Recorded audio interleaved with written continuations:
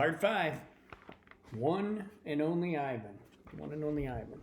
This one's called Julia.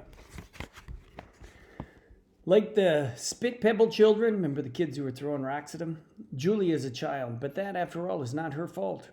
While her father George cleans the mall each night, Julia sits by my domain. She could sit anywhere she wants, by the carousel, in the empty food court, on the bleachers coated with sawdust, but I am not bragging when I say she always chooses to sit with me. I think it's because we both love to draw. Sarah, Julia's mother, used to help clean the mall, but when she got sick and grew pale and stopped, Sarah stopped coming.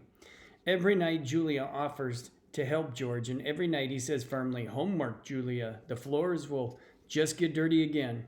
Homework, I have discovered, involves a sharp pencil and thick books and long sighs. I enjoy chewing pencils. I am sure I would excel at homework. Sometimes Julia dozes off, meaning falls asleep, and sometimes she reads her books, but mostly she draws and talks about her day. I don't know why people talk to me, but they often do. Perhaps it's because they think I can't understand them, or perhaps it's because I can't talk back. Julia likes science and art. She doesn't like Lila Burpee, who teases her because her clothes are old, and she doesn't like Deshaun Williams, who teases her too, but in a nice way. And she would like to be a famous artist when she grows up. Sometimes Julia draws me. I am an elegant fellow in her pictures, with my silver back gleaming like moon on moss.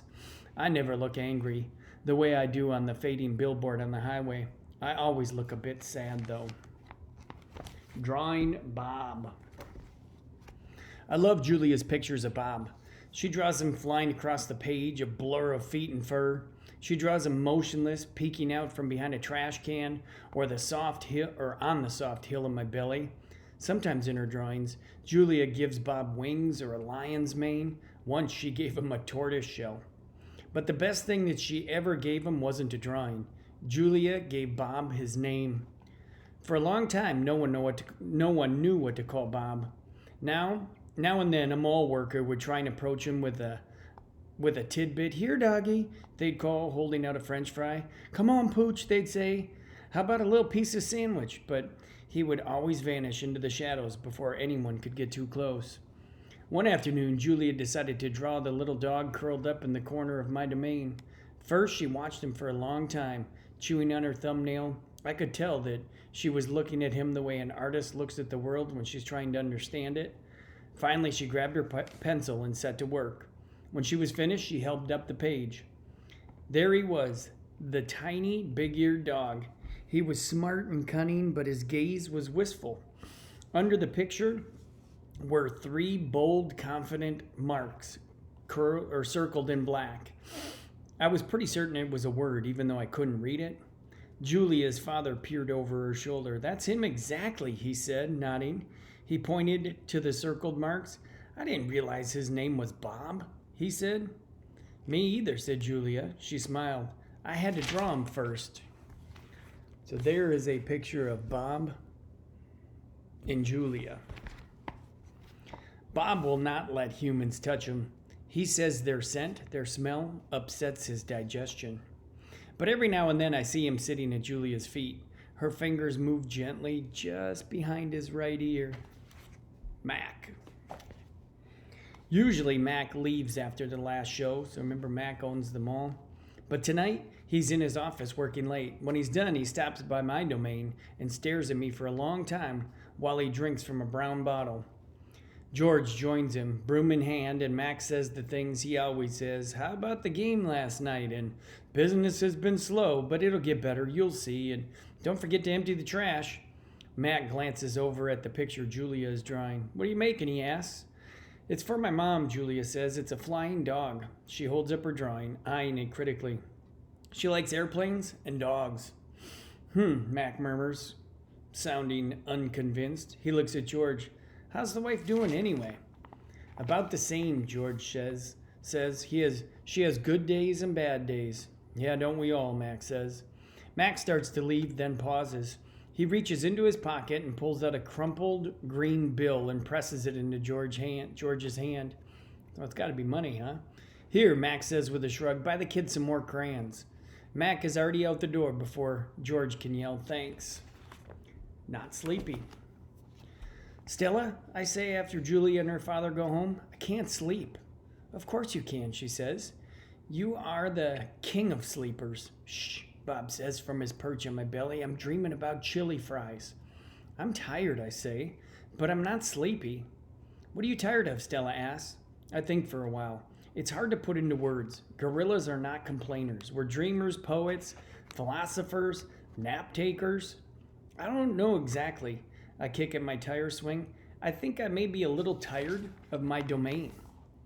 That's because it's a cage, Bob tells me. Bob is not always tactful. I know, Stella says. It's a very small domain, and you're a very big gorilla, Bob asks. Stella, I ask. Yes. I noticed you were limping more than usual today. Is your leg bothering you? Just a little, Stella answers. I sigh. Bob resettles.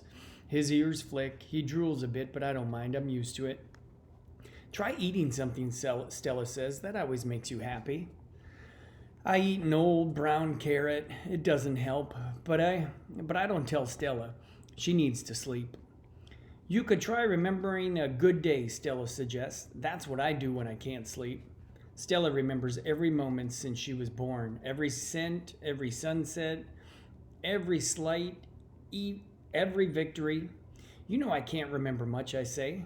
There's a difference, Stella said gently, between can't remember and won't remember. That's true, I admit. Not remembering can be difficult, but I have a lot of time to work on it. Memories are precious, Stella adds. They'll help tell us who we are. Try remembering all of your keepers. You always liked Carl, the one with the harmonica. Carl, yes, I remember how he gave me a coconut when I was just a juvenile. It took me all day to open it. I try to recall other keepers I have known, the humans who cleaned my domain and prepared my food and sometimes kept me company. There was Juan, who poured Pepsis into my waiting mouth, and Katrina, who used to poke me with the broom when I was sleeping, and Ellen, who sang, "How much is that monkey in the window?" with a sad smile while she scrubbed my water bowl. And there was Gerald, who once bought me a box of fat, sweet strawberries. Gerald was my favorite keeper.